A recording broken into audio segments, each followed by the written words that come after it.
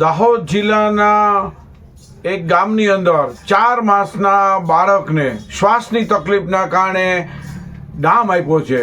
Medical સારવારને બદલે ડૉક્ટરની પાસે ઉપચાર કરવાને બદલે ભુવા પાસે જઈ અને છાતીના ભાગે એને 3 ડામ આપવામાં આવ્યા છે.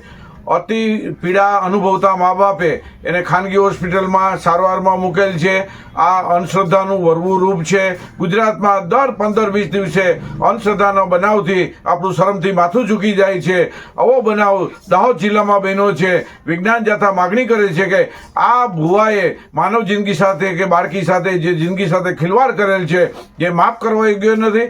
એને તાત્કાલિક ગુનો દાખલ કરી ભુવાની ધરપકડ કરવાની વિજ્ઞાન જાથા માગણી કરે છે. હજુ પણ 21મી સદીની અંદર નવું વિધેયક આવવા છતાં પણ અંધશ્રદ્ધાના બનાવો બને છે ત્યારે આપણને જરૂર દુઃખ અને પીડા થાય છે.